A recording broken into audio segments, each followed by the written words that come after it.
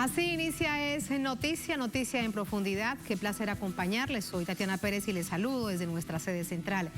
En Caracas, en Venezuela, feliz inicio de semana para todos y todas. Como siempre, los temas desplegados en titulares, aquí están. En Noticia Panamá. Se rompe el acuerdo al que había llegado una de las organizaciones que protestan con el gobierno. Ahora piden negociar el pliego de demandas del pueblo en una sola mesa de diálogo en un paro que cumple 2 semanas. Nos preguntamos, ¿el Ejecutivo de Cortizo intenta dividirlos? Vamos a verlo. En Noticia Colombia, $20, una caja de arroz chino, fue el pago que recibió un soldado por asesinar a un civil inocente para hacerlo pasar como guerrillero caído en combate. Este es uno de los escabrosos testimonios de militares ante la justicia transicional sobre ejecuciones extrajudiciales. Hasta la fecha se han cuantificado más de 6.000 casos de los también llamados falsos positivos. Les contamos y lo analizamos, por supuesto. En Noticia Brasil, la deforestación en la Amazonía aumentó un 20% en 2021, según un estudio revelado este lunes. La pérdida del bosque nativo fue de 16.000 kilómetros cuadrados, es decir, 10 veces la extensión del estado de Sao Paulo. La Amazonía es del mundo, o como dice el presidente Bolsonaro, es de Brasil y nadie debe entrometerse en sus asuntos. Vamos a analizarlo. En Noticia Casi comienza. Bienvenidos, bienvenidas.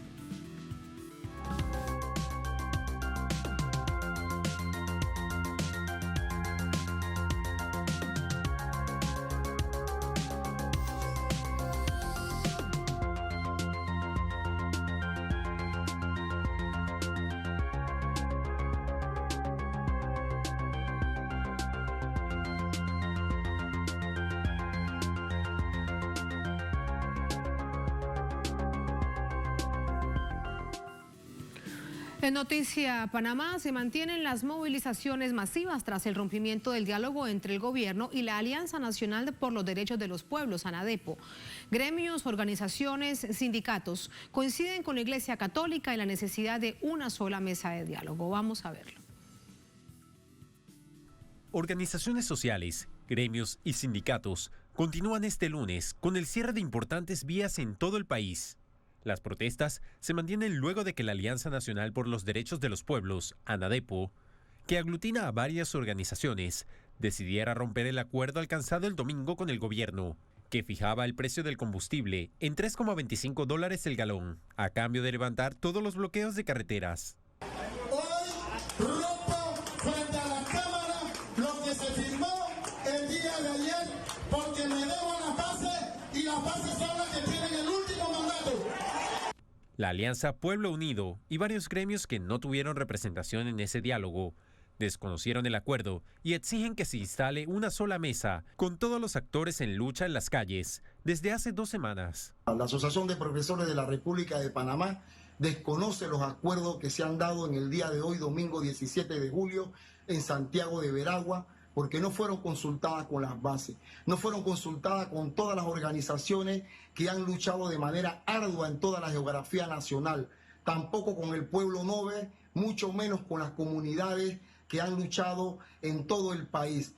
El plan es negociar no solamente el precio del combustible, sino también otras demandas como la reducción del precio de los alimentos, frenar la corrupción, atender el abandonado sector de la salud, entre otras. Panamá, no te dejes engañar.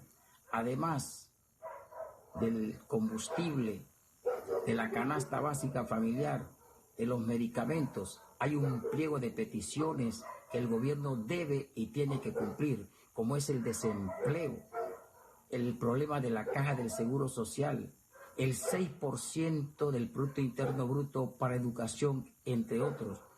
Esta mañana, la Alianza Pueblo Unido se reunió con los representantes de la Iglesia Católica y aceptó el papel mediador de este actor en el proceso de contar con una mesa única de diálogo. Nuestra posición es que debe haber una sola mesa donde estemos todos los actores que estamos luchando, los que están en Veragua, los pueblos originarios que están a lo largo de la carretera interamericana.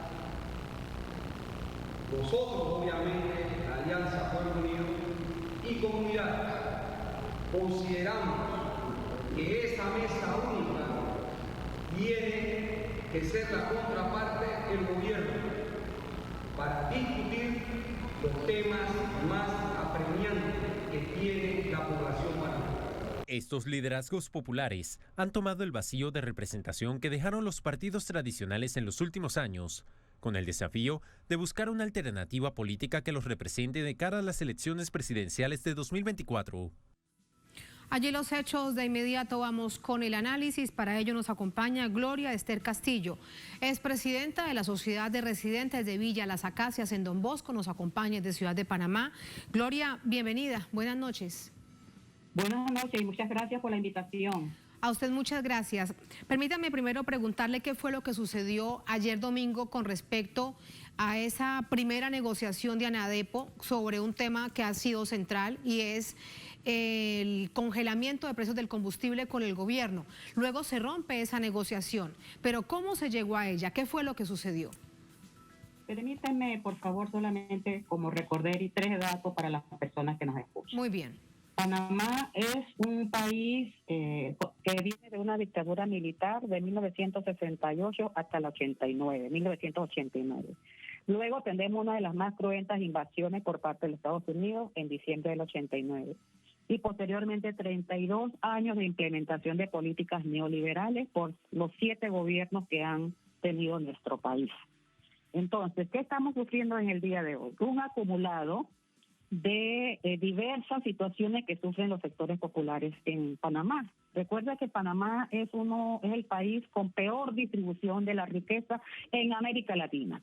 No es que no haya riqueza, sino que está concentrada en 115 familias en Panamá. Entonces, hoy día nosotros estamos manifestando la acumulación de una crisis económica, social, política, de credibilidad, de corrupción, de mentiras, de protagonismos por parte de algunos sectores. Tenemos problemas diversos que se llegaron a manifestar en el mes de mayo. Fueron diversas organizaciones a la Presidencia de la República con un manifiesto de 32 puntos donde se le pedía al pueblo panameño, se le pedía al gobierno nacional que respondiera a estas necesidades.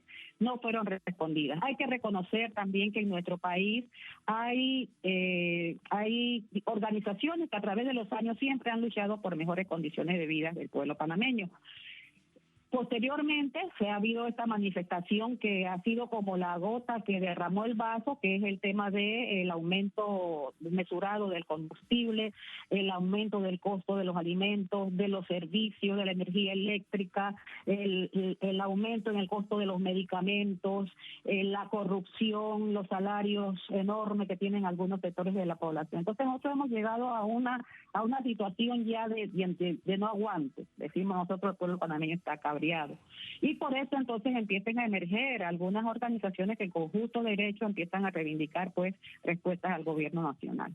Lastimosamente, lo que usted nos pregunta, pues el gobierno nacional ha jugado a dividir a los sectores sociales populares que están en lucha en las calles y que ha sido una de las maniobras históricas precisamente de este partido político que nos gobierna, que es el PRD.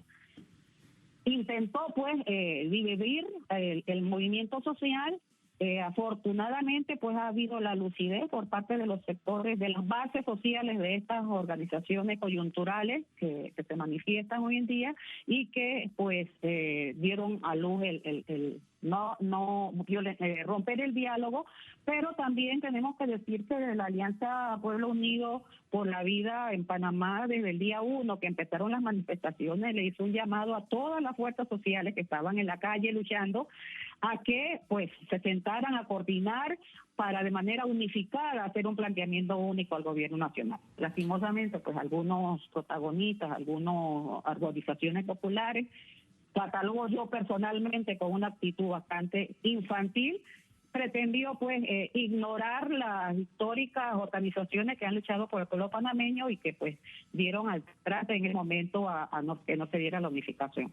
Hoy en día pues esperemos que se hayan dado cuenta con la intervención incluso pues de la Iglesia Católica como facilitador, a exigir al gobierno nacional una mesa que pueda abordar los 7 puntos esenciales que manifiestan los sectores populares como una una visión positiva por parte del gobierno de querer superar los conflictos que hoy se manifiestan en la calle y Gloria, que el gobierno no sí, responder, las situaciones se van a recrudecer. Permítame preguntarle, ¿y cuáles son las diferencias, si existe alguna de carácter estructural, entre ANADEPO y Alianza Pueblo Unido? Son las dos organizaciones que aglutinan a todos los sectores que además se encuentran en las calles protestando ya desde hace más de 2 semanas.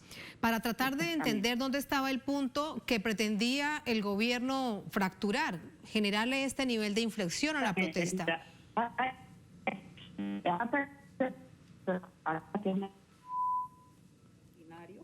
Que se han estado manifestando de manera permanente en las calles y se han tomado la vía interamericana, la vía que comunica Panamá con Costa Rica. Y también en comunidades organizadas que de manera permanente han tenido ciertas áreas cerradas, ¿no? Porque lastimosamente la única manera de llamar la atención a los gobiernos es pues llegar a este tipo de medidas que nadie quiere, pero que obligan al pueblo pues a que se manifieste en busca de respuesta.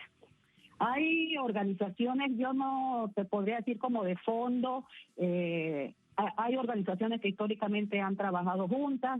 Esta ha emergido de manera coyuntural, hay que decirlo ahora, en el mes de junio.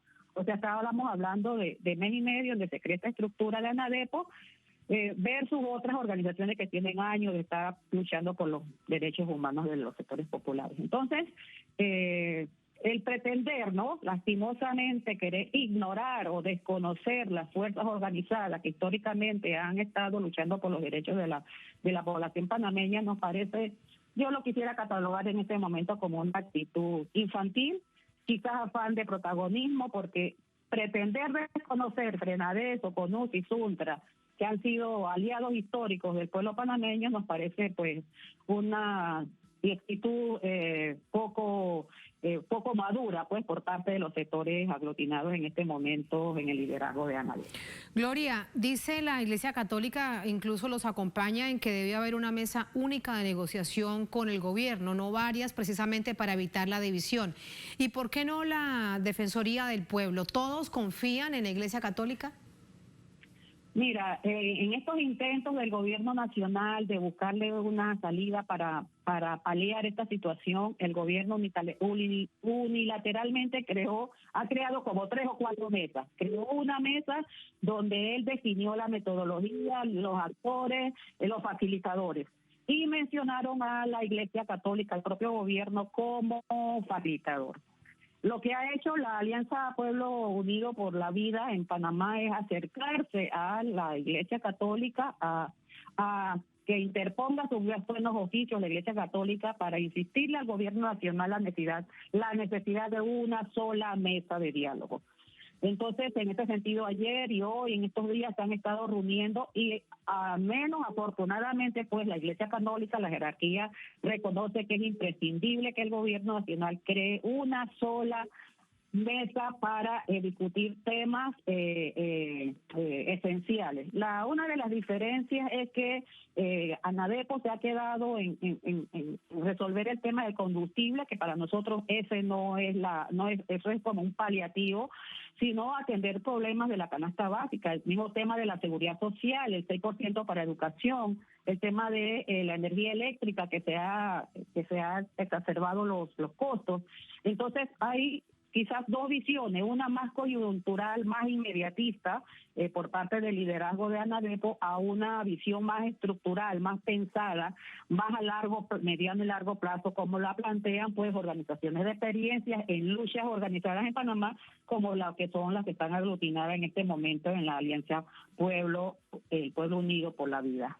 Todas pueden ser importantes, desde la coyuntura hasta lo estructural, en una mesa de negociación. El asunto es que sí vayan en bloque. ¿Usted cree que después de esta situación, digamos, de este impasse de intentos de dividirlos, queda superado y van a trabajar juntos? Mire, la responsabilidad siempre hay que decirla que quien ha ocasionado que esta situación esté en estos momentos tan áridos es el gobierno nacional. Porque siempre las organizaciones populares se han acercado al gobierno nacional a través de movilizaciones, reuniones con el Ejecutivo, buscándole soluciones a a cambiar este modelo de políticas neoliberales que son asfixiantes. Es un capitalismo de muerte lo que nosotros estamos viviendo en Panamá. Entonces, nosotros esperamos que las dos alianzas, y los pueblos originarios que deben ser tomados en cuenta y las comunidades organizadas, pues la responsabilidad siempre ha estado en manos del Ejecutivo de, por una vez por todas, se puedan sentar todos en la mesa discutiendo desde cero, si se quiere, pues los contenidos del diálogo, los contenidos de la metodología, quién va a moderar o facilitar el evento, porque insisto, es importante decirlo, este partido político que está en el poder tiene experiencia en otras luchas. La tuvimos en 2005 con el tema de la seguridad social, con liderazgo de los sectores populares que traicionaron al movimiento popular, y también el movimiento popular panameño pues ha adquirido experiencia y ha mejorado su estrategia para de alguna manera exigir al gobierno nacional que cumpla con su responsabilidad. Hasta ahora eso que dices, Gloria, es muy importante porque ha dado muestra del músculo organizativo en estas 2 semanas de movilizaciones. ¿Lo tendrán en adelante? ¿Cuánto tiempo van a mantenerlo? Sobre todo porque conocemos en este caso no solamente para el gobierno de Panamá, sino de otros gobiernos que tienen este mismo modelo de desarrollo, lo que buscan es desgastar en el tiempo las movilizaciones. Exacto. Eso es muy importante lo que dice, porque esa es la tendencia, es a desgastar y a cansar el movimiento. Sí. Pero ya el movimiento popular panameño ha madurado, ha comprendido, ha fortalecido sus propias estrategias de lucha y pues en la espera en estos momentos de que hoy fue un día las organizaciones de Alianza Unidos por el país, por Panamá, ellos plantearon que hoy iba a ser un día duro de movilizaciones, de cierres, de piqueteo, y en efecto así se cumplió. Entonces, ¿qué es lo que se está invitando a esta situación? A que el gobierno nacional comprenda que ya no se puede estar maniobrando como históricamente lo han hecho, que tiene un movimiento popular bastante maduro, con conocimiento, con profesionales, con capacidad de análisis y de proponer, que es lo más importante. O sea, el movimiento popular panameño ha estado históricamente proponiendo, pero obviamente a los gobiernos neoliberales que tienen su agenda pues de concentración de las áreas de la riqueza, que tienen sus aliados en los empresarios, que tienen sus acuerdos internacionales, como es el tema del tráfico de los medicamentos. Panamá, los medicamentos están con unos precios, Dios mío, imposibles. La gente prefiere pagar a una bromosa para que le traigan los medicamentos de Colombia, por ejemplo. Entonces, sí, queremos compartir con todas las personas que nos escuchan que estamos en una situación de asfixia, de empobrecimiento, de concentración de la riqueza, en la que el pueblo panameño ha dicho, basta ya, escúchennos y busquemos conjuntamente soluciones a estos problemas que hacían al pueblo panameño a corto plazo, y que analicemos pues más programáticamente problemas más de fondo que pues no se pueden resolver así inmediatamente en una mesa de diálogo. Pero sí hay temas específicos que están planteados por los sectores populares, las organizaciones, en las que se plantea que deben de ser prioridad y de respuesta inmediata para disminuir la asfixia en la que está sumido los sectores populares en Panamá. Gloria, muchísimas gracias por estas reflexiones. Buenas noches. Nosotros en el Noticia, en el servicio informativo de Telesur, muy atentos a todas estas jornadas de movilización allí en Panamá, en su tierra. Gracias, buenas noches. Muchas gracias. Hasta luego. Muchas gracias, hasta luego. Así vamos a la primera pausa en esta emisión de Es Noticia. Al volver en Noticia a Colombia, $20 y una caja de arroz chino fue el pago que recibió un soldado por asesinar a un civil inocente para hacerlo pasar como guerrillero caído en combate. Es uno de los escabrosos testimonios de militares ante la justicia transicional, la JEP, sobre ejecuciones extrajudiciales. Hasta la fecha se han cuantificado más de 6.000 casos de los también llamados falsos positivos. Les contamos y lo analizamos al volver en Es Noticia.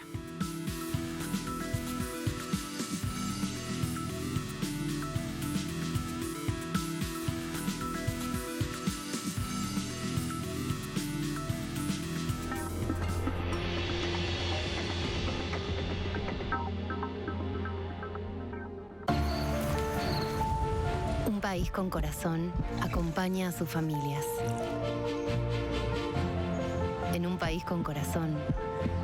Los mayores están protegidos. Un país con corazón reconoce a quienes más nos cuidan.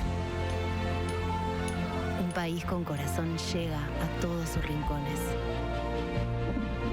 Iguala los derechos de sus madres y las oportunidades de sus hijos y de sus hijas. Un país con corazón los ayuda a progresar. Somos un país con corazón. ANSES, en cada etapa de tu vida.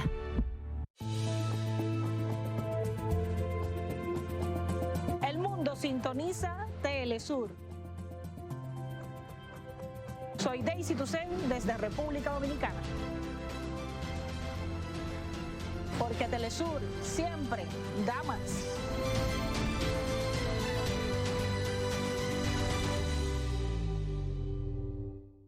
Llama a tu proveedor de cable, sintoniza la señal de los pueblos del mundo en HD. Las noticias no se detienen y nuestro avance tecnológico tampoco. Por eso cambiamos a los satélites IS-34 y IS-14 para seguir junto a vos en español y en inglés. Porque Telesur siempre da más.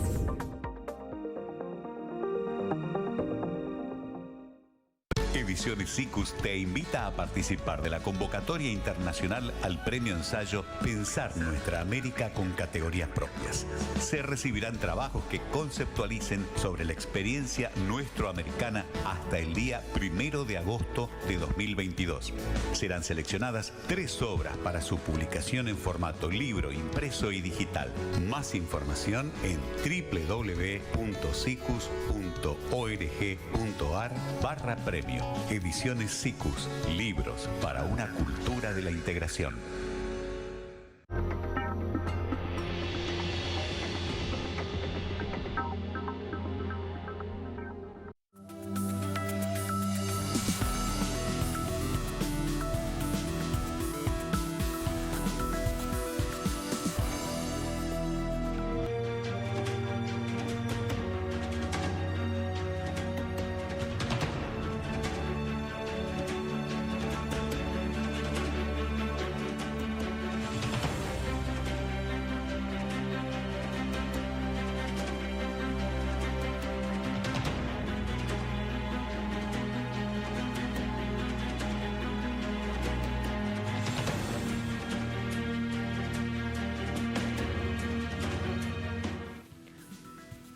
En Noticia Colombia, la Jurisdicción Especial para la Paz realiza una audiencia de reconocimiento por la participación en delitos de lesa humanidad a integrantes del ejército involucrados en asesinatos de civiles presentados como guerrilleros dados de baja en combate.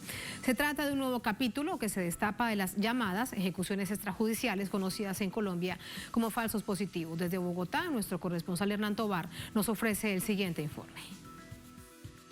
Así se inició la audiencia de reconocimiento de responsabilidad de 12 integrantes del ejército colombiano que, según la Jurisdicción Especial para la Paz, halló responsables por su participación en 127 ejecuciones extrajudiciales cuando pertenecieron al batallón La Popa, con sede en la ciudad de Valledupar, departamento de Cesar, y La Guajira en los años 2002 al 2005.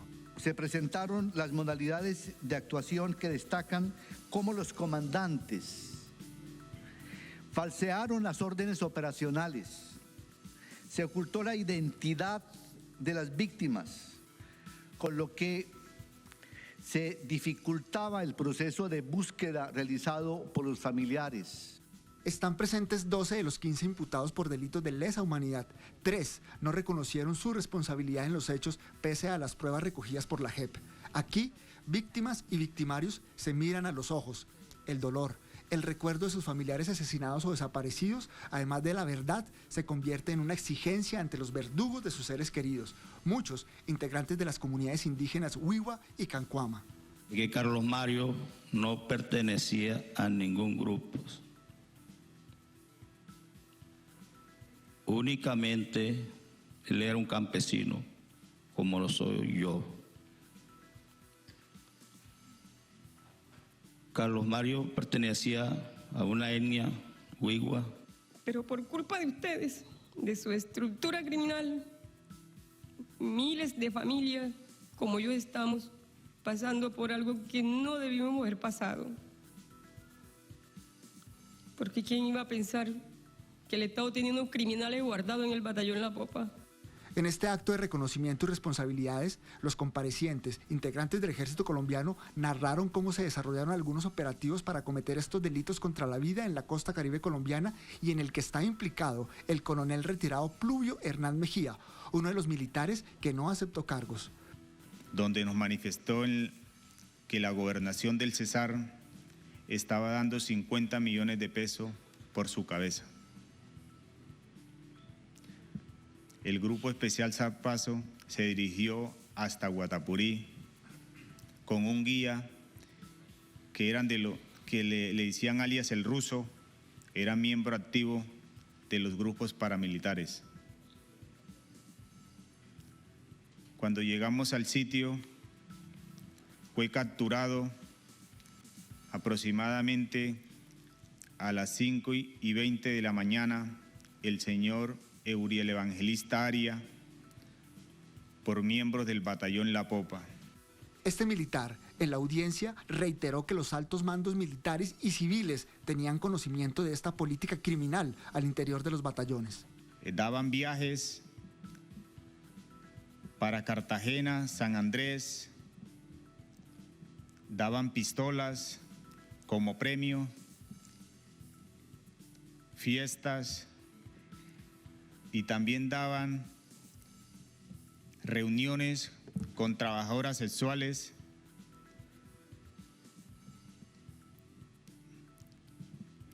También aquí tienen que ver, es un crimen de Estado porque hasta el presidente de la República, en ese entonces, Álvaro Uribe Vélez, pedía resultados. Durante 2 días, tanto víctimas como victimarios formarán parte de estas audiencias de verdad sobre lo ocurrido durante el conflicto armado en Colombia y que, según la misma Jurisdicción Especial para la Paz, esta política de guerra al interior de algunos batallones dejó como víctimas más de 6.000 personas en el país. Teníamos el informe de nuestro corresponsal en Bogotá, Hernán Tovar, con quien conversamos ahora un poco más acerca de este oscurísimo capítulo del conflicto colombiano. Más de 6.000 personas, según la Jurisdicción Especial para la Paz, fueron asesinadas, civiles inocentes en manos del ejército en distintas partes del país. Hernán, buenas noches. Este capítulo específicamente se registra producto de estas llamadas, de estos mal llamados falsos positivos en el batallón de La Popa que se encuentra entre Cesar y La Guajira. Pero hay muchos otros casos en Colombia. Cuéntanos de ello y, por supuesto, si hay alguna reacción del ejército colombiano.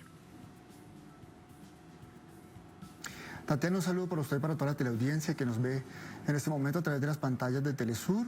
Pues a medida que van avanzando estas audiencias de reconocimiento, pues digamos se va conociendo a través de los mismos testimonios, tanto de las víctimas como de los integrantes del ejército que han sido imputados por delitos de lesa humanidad por parte de la Jurisdicción Especial para la Paz, ese entramado de corrupción, una política al interior de los batallones y las fuerzas militares para dar cuenta de resultados, de bajas en combates ficticios.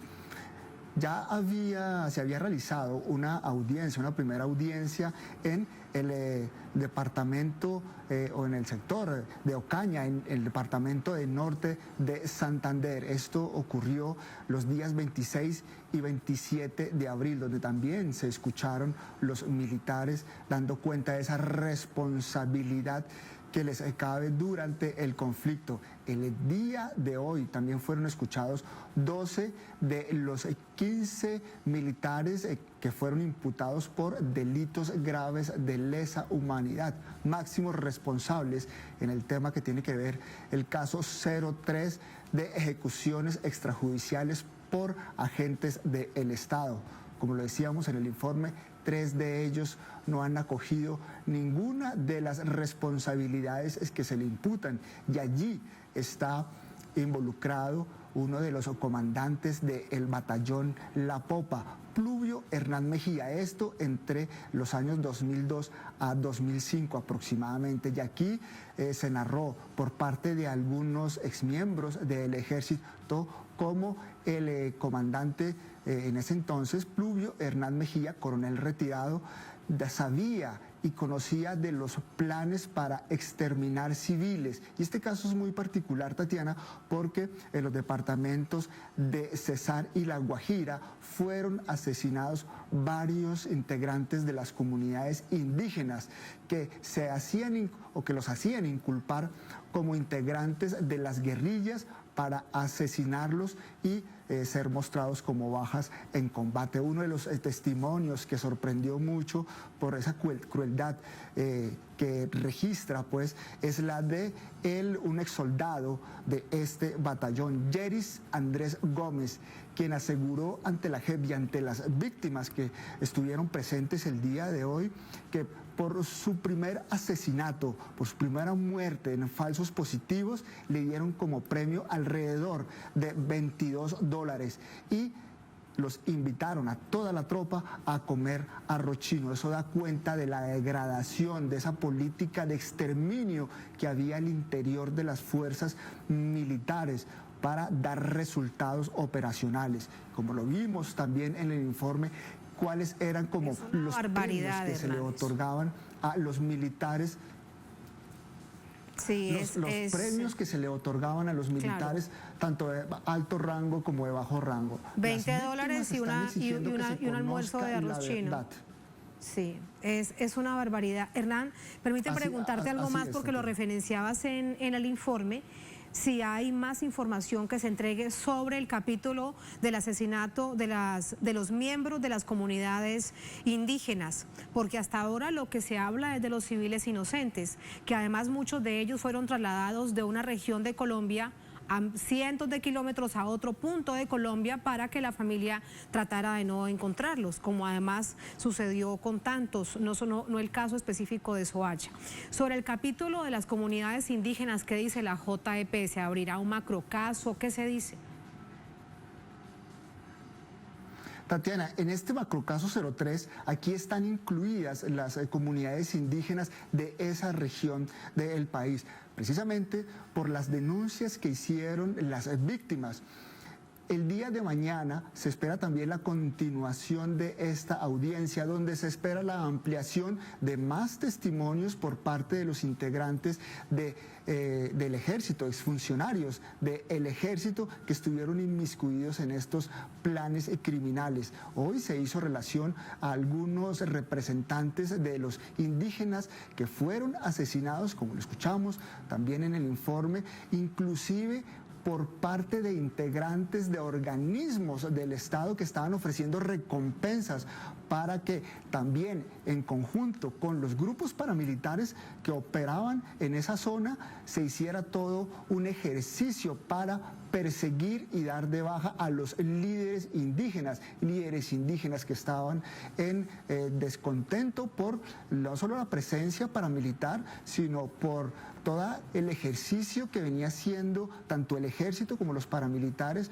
para imponer a su fuerza, pues, toda esa estrategia paramilitar contra las comunidades indígenas que se estaban y que se siguen oponiendo a planes de extracción mineroenergética, al saqueo de los recursos naturales y precisamente a esa expansión territorial del paramilitarismo que se dio a finales de los 90. Sigue, pero que pues en este caso se está situando entre los años 2002 a 2005. Así que se espera mañana más testimonios, se espera mañana que sean revelados también más situaciones de vulneración a las comunidades indígenas en esta región del país, el norte del Caribe colombiano, donde pues sigue el conflicto contra estas comunidades indígenas en Colombia.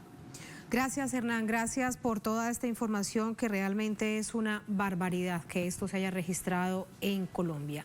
Es el Estado, es el ejército colombiano asesinando a civiles inocentes. Y hay que conocer la verdad, toda la verdad, que haga su trabajo la JEP y que además los militares que han decidido hablar, pues que lo sigan haciendo. Gracias, Hernán, buenas noches. Muy buenas noches. Vamos a hacer una brevísima pausa, ya venimos con el análisis.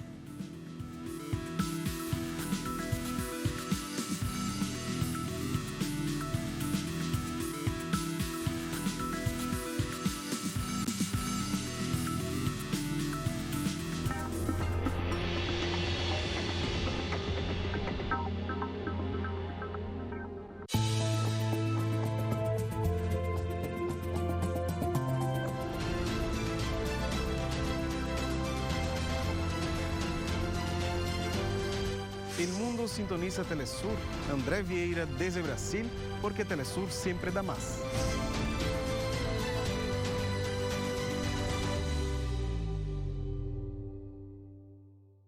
Disfruta desde cada rincón de América Latina y también en Europa ahora nuestra señal HD tanto en inglés como en español.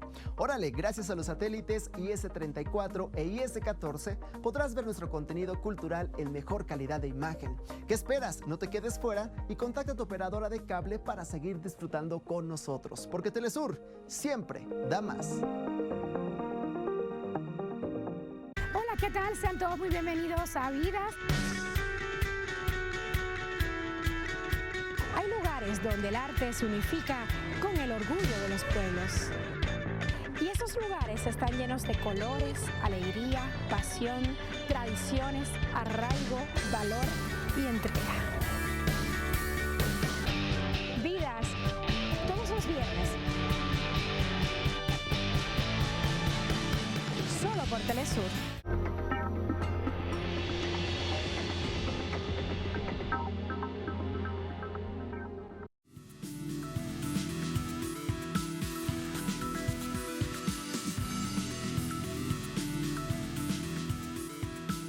Así entramos con el análisis. Para ello nos acompaña Sebastián Escobar Uribe, integrante del colectivo de abogados José Alvear Restrepo, representante judicial de víctimas de ejecuciones extrajudiciales conocidas en Colombia como falsos positivos. Nos acompaña desde Bogotá. Sebastián, buenas noches, bienvenido a Noticia de Telesur. Buenas noches, un gusto estar con ustedes el día de hoy. Muchísimas gracias, Sebastián. ¿De qué hay que llenarse de internamente? Se lo pregunto además a usted como abogado, para escuchar estos testimonios tan escabrosos de este capítulo tan oscuro que lamentablemente sigue padeciendo Colombia. Bueno, la verdad es que hemos escuchado el día de hoy de nuevo testimonios de algunos oficiales, suboficiales y soldados del ejército colombiano que estuvieron involucrados en esta práctica o en este fenómeno macrocriminal, como lo ha calificado el día de hoy la Jurisdicción Especial para la Paz. Y conocemos, como lo dices, algunos detalles bastante escabrosos de cómo ocurrieron los hechos, en algún punto incluso con un nivel de detalle que hace erizar la piel, que realmente pues muestra lo grave que fue el nivel de crueldad que adquirió la práctica y la forma también en cómo el ejército colombiano trató a la población civil en el marco del conflicto y en el marco de la violencia política que vivió el país o que sigue viviendo el país por décadas.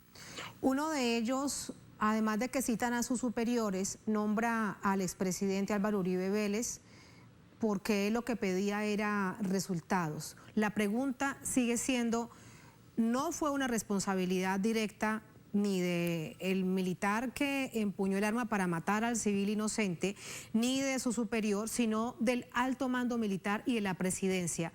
¿Cuándo realmente tendrán un caso establecido para que se conozca quién dio la orden de asesinar a estos civiles inocentes?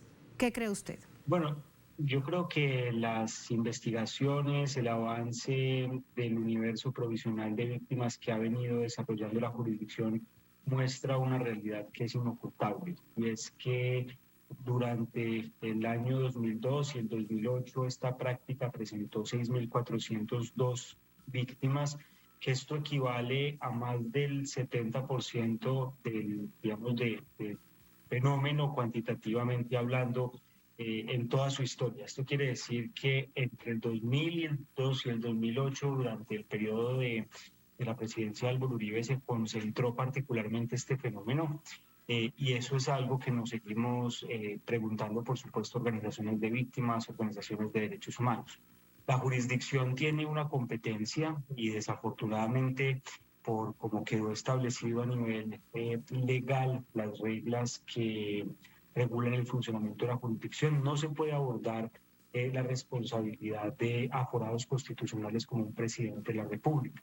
Sin embargo, yo sí creo cada vez más, con más fuerza, que uno de los principales hallazgos, que algo además que era pues evidente y conocido también por todos, es que este fenómeno creció al amparo de la política de seguridad democrática, principal política pública del presidente de la época, y que pues ocurrió no solamente porque en el marco de esa política había toda una, digamos, presión por resultados, pero también un sistema de incentivos muy bien orquestado que determinaron en última instancia que esta práctica adquiriera las dimensiones que terminó pues teniendo que al día de hoy documentados tenemos 6.402 hechos. De manera que el caso está, lo que falta es que quienes sí son competentes para la investigación de un aforado constitucional, como el presidente de la República, pues adopten las decisiones correspondientes. Lo que pasa es que en Colombia,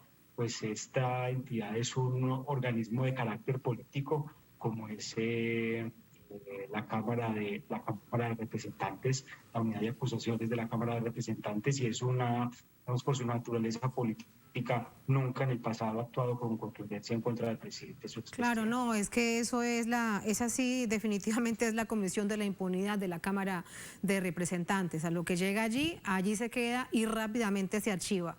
Esto sucedió, este caso específico que le presentamos a toda nuestra audiencia en América Latina, el Caribe y el mundo, se registró en el batallón La Popa. ¿Me escucha, abogado? Hola, ¿me escucha, abogado? Ya, te escucho. Hola, nosotros lo escuchamos muy bien. ¿Usted a nosotros? Te escucho. Sí. ¿Nos escucha? No. Hola, ¿nos escucha, abogado? No. Tenemos dificultades en la comunicación con nuestro invitado. Rápidamente nos quedan unos minutos más para preguntarle acerca de este nuevo capítulo que se registra sobre las ejecuciones extrajudiciales. 15 exmiembros de las Fuerzas Militares de Colombia se presentan ante la Jurisdicción Especial para la Paz. 12 de ellos dicen que se confiesan que cometieron estos actos atroces de asesinar a civiles inocentes por pago, por vacaciones, por $20, por un arroz con pollo, por una caja de arroz chino, por enviarlos a Cartagena o a San Andrés si eran mandos medios como capitanes o coroneles, etcétera, etcétera. Fue lo que se les pagó durante los 2 periodos del expresidente Álvaro Uribe. Esto sucedió en el batallón La Popa y ahí va la pregunta para nuestro invitado. Doctor Escobar, ¿me escucha? Doctor Escobar, ¿me escucha?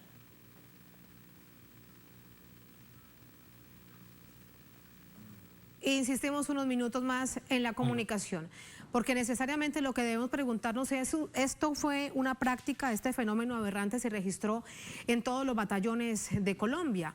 Ahora la Jurisdicción Especial para la Paz abre distintos llamados macrocasos porque incluyen distintos departamentos en un solo macrocaso. En este caso, por ejemplo, tenía que ver con el departamento de Cesar y de La Guajira, 2 departamentos ubicados al norte de Colombia, en la costa caribe colombiana. Pero también se abrió investigaciones en norte de Santander, que es otra de las zonas colombianas. Aquí lo importante es establecer, entre otras cosas, si hubo una sistematicidad en todos los batallones de nuestra querida y adolorida Colombia. En este contexto, además, ver cómo avanzan distintas investigaciones de otro tipo en la que militares y ya exmilitares han confirmado su participación. Doctor Escobar, ¿me escucha? Le escucho, sí. Bien. Le contaba a nuestra audiencia parte del contexto en el que se da esta situación tan dolorosa y la pregunta para usted es si todos los batallones de Colombia cometieron estos actos de ejecuciones extrajudiciales. Aquí estamos hablando del batallón La Popa, también se registraron norte de Santander, pero si esto pasó en todo el país, en todos los batallones del país, porque también allí la pregunta que uno se hace, pero entonces, ¿qué militares hay en Colombia que se prestan para esto? Bueno, yo creo que tal como lo han venido arrojando las investigaciones en Colombia, estos hechos se presentaron en 30 de los 32 departamentos del país. Esto adquirió pues una generalidad que ya es bastante conocida. Todas las unidades del ejército, todas las divisiones del Ejército Nacional se vieron involucradas en estos hechos. Y en la actualidad, pues la investigación de la jurisdicción se ha concentrado en 6 territorios críticos, que es donde se concentra el 66% de esta práctica, de este fenómeno. es decir, donde mayores dimensiones tuvo. Pero claro, aquí ya, digamos, es constatado judicialmente y en diferentes investigaciones de que esto fue un fenómeno generalizado por todas las unidades militares del ejército. Y bueno, ya conocemos las dimensiones, la masividad, de manera que eso es suficiente por sí solo para caracterizarlos como crímenes internacionales. ¿Cómo se va a recuperar la confianza entre el pueblo colombiano y un ejército que mata a personas inocentes por o lograr un beneficio, el que sea, porque ninguno vale la vida de un ser humano, y menos de un propio compatriota? ¿Cómo cree usted? Bueno, yo creo que eso requiere todo un proceso de transformación institucional. Ya hace un par de semanas la Comisión de Esclarecimiento de la Verdad presentó también su informe con sus principales hallazgos, también con una serie de recomendaciones para la creación o el fortalecimiento, o más bien la adecuación de una fuerza pública, pensando en un contexto de paz total, de negociación con todos los actores armados y una fuerza pública moderna, profesional, y con pues, una serie de reformas institucionales importantes como la adecuación de la doctrina, poder cambiar esa doctrina del enemigo interno que ha imperado en nuestra fuerza pública pues, a lo largo de estos años. Es una de las tantas reformas que tiene que abocar esta institución. Poder separar la policía de la fuerza pública, que esté en el Ministerio de la Seguridad Ciudadana y para la Paz, creo que también sería una de esas acciones, pensando en una fuerza para la pública que no esté, digamos, comprometida con estas doctrinas que han facilitado pues, la comisión de estos crímenes tan dolorosos. Muchísimas gracias, abogado, que así sea, que todos sean, que se cumplan todas estas recomendaciones de la Comisión de la Verdad, que tienen un capítulo bastante amplio al respecto y que además han prometido que entregarán más información prontamente. Muchas gracias, buenas noches. A ustedes, muchas gracias por la invitación. Hasta luego, muchas gracias. Así vamos a la última pausa en esta emisión de Es Noticia. Al volver en Noticia a Brasil, la deforestación en la Amazonía aumentó un 20% en 2021, según un estudio revelado este lunes. La pérdida de bosque nativo fue de 16.000 kilómetros cuadrados, es decir, 10 veces la extensión del estado de Sao Paulo. La Amazonía es del mundo, o como dice el presidente Bolsonaro, es de Brasil y nadie debe entrometerse en sus asuntos. Vamos a analizarlo al volver en Es Noticia.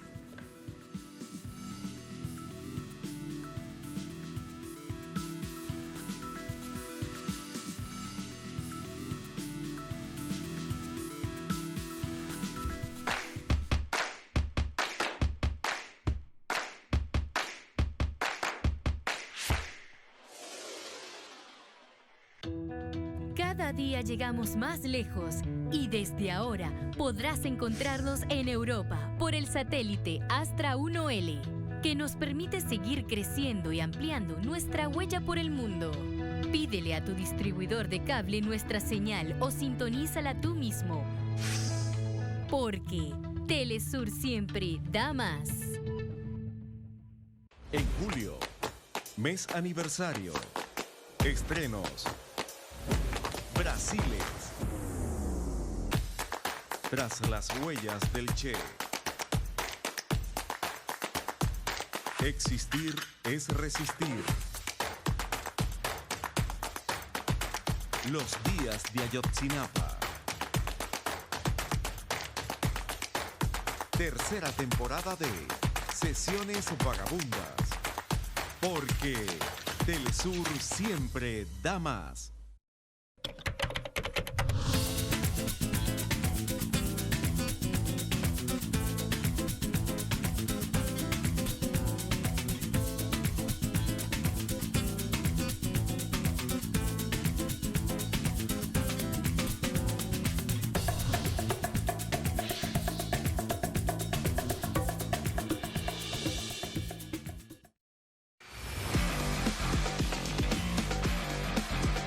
Las mejores jugadas y todo el acontecer deportivo suramericano y del mundo.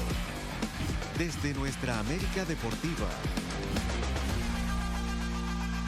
Sábados y domingos. Solo por Telesur. El mundo se mueve constantemente y todos los días se generan nuevos sucesos. Se mueve la geopolítica mundial. Nos preguntamos qué hay detrás de cada acontecimiento, cuáles son las consecuencias y cómo nos afectan. Ante estas preguntas, buscaremos poner el punto en la I.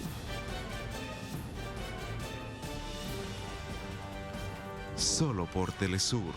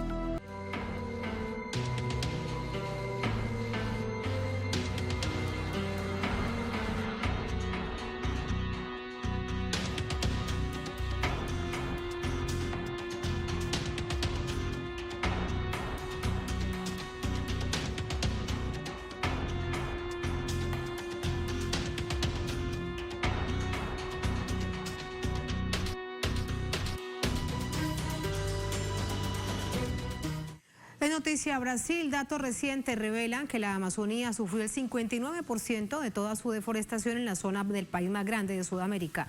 Hechos que evidencian la carencia de una política ambiental de prevención preventiva en el gobierno del presidente Bolsonaro. Vamos a verlo. El informe anual de deforestación del MAP Biomas, que se da a conocer este lunes, revela que en la Amazonía se devastan 18 árboles por segundo, lo que ha ocasionado el 59% de toda la deforestación en esta zona brasilera en el 2021. MAP Biomas es una red en la que colaboran varias ONG, universidades y empresas de tecnología. De acuerdo con la organización, la mayor parte de la deforestación es causa del agronegocio y de la minería ilegal. La más extensa selva tropical del planeta, considerada como el pulmón para el mundo, que aporta un importante porcentaje de oxígeno, además de agua, y contribuye a la estabilidad del clima mundial, ha sido menospreciada por el mandatario brasilero. Es una falacia decir que la Amazonía es patrimonio de la humanidad.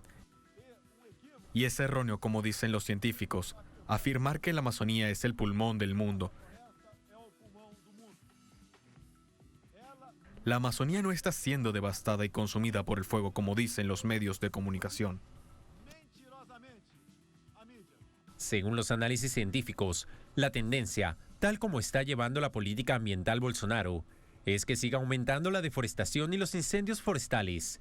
De hecho, el Instituto Nacional de Investigaciones Espaciales, INPE, informó que la Amazonía brasilera registró 2.287 incendios forestales en mayo, el mayor número en los últimos 18 años. Otra ONG internacional, Global Witness, señala que el 70% de toda el área deforestada está ocupada actualmente por actividades ganaderas. En consecuencia, la destrucción de la Amazonía impulsa las ganancias de la industria automotriz, por ejemplo, con los asientos de cuero, que son parte de la cadena productiva que comienza con la deforestación ilegal. En vez de emprender acciones sobre la conservación de la Amazonía, el presidente Bolsonaro mantiene una retórica de ofensivas.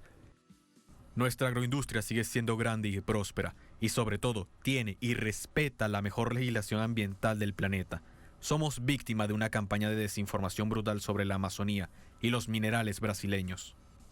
En los últimos 3 años, Brasil ha perdido casi la extensión del estado de Río de Janeiro de vegetación nativa. Según Tasso Acevedo, coordinador de MAP Bioma, la gestión de la agencia federal no tiene voluntad de enfrentar el problema cuando se puede detentar responsables en las deforestaciones. Vamos a entrar con el análisis después de conocer este informe que se ha conocido precisamente este lunes iniciando semana. Para ello nos acompaña Maurín Santos, coordinadora del Grupo Nacional de Asesoría de la Federación para la Asistencia Social y Educacional. Nos acompaña desde Río de Janeiro, en Brasil. Maurín, bienvenida, buenas noches. Hola, buenas noches, gracias por la invitación. Muchas gracias. Primero, conocer su apreciación acerca de este preocupante informe que se conoce hoy. Sí, esse informe está confirmando sobre todos os dados que já nos últimos 3 anos já devemos trabalhando e denunciando que este governo sempre ha tenido uma agenda antiambiental que se hace práticas para empeorar a situação da deforestação, incentivando setores que mais estão na frente da deforestação dos bosques e das regiões ecológicas do Brasil.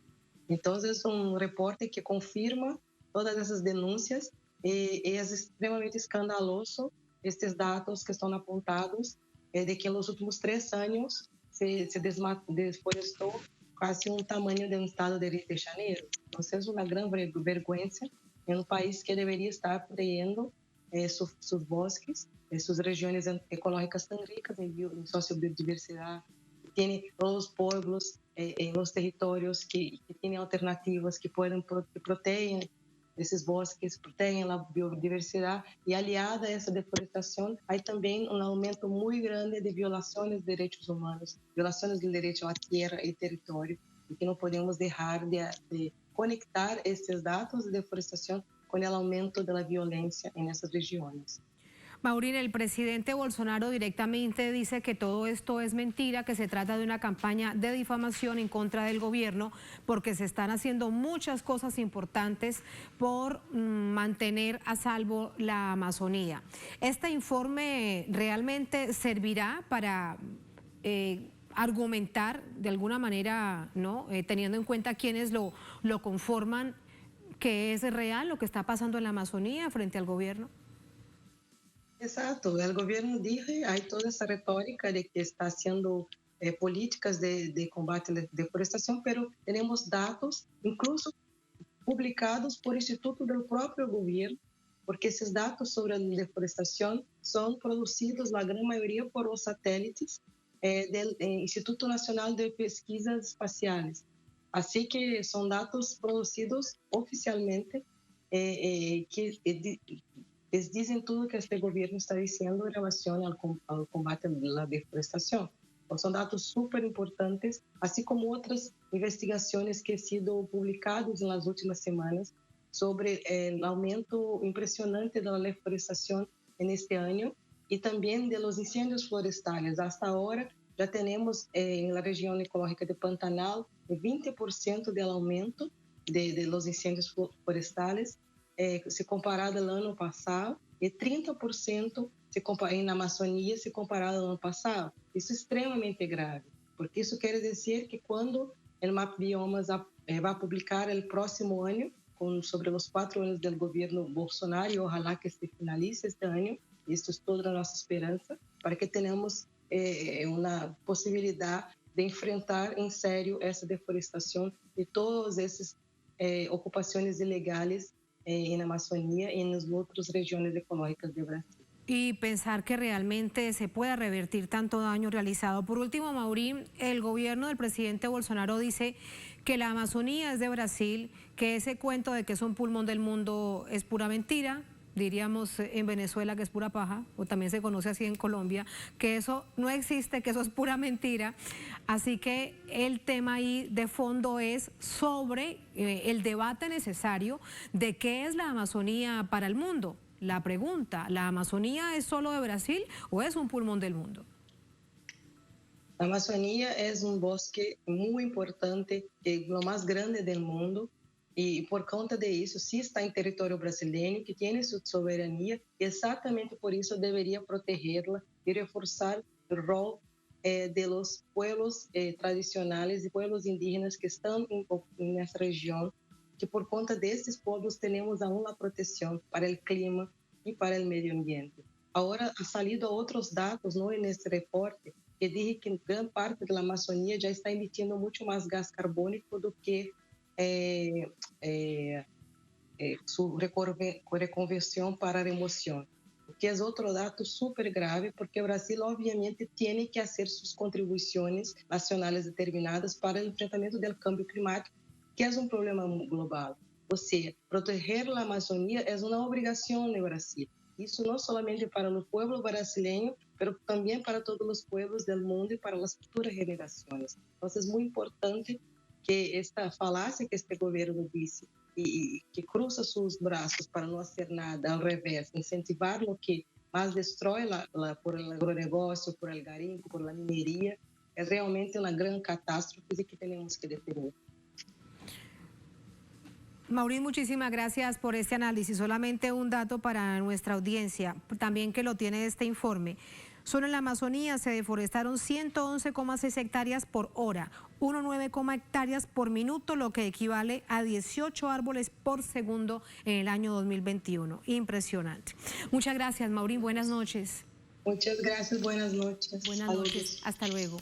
A ustedes gracias por habernos acompañado. Ponemos punto final a esta emisión de Noticia. Hasta mañana, sigan con nosotros.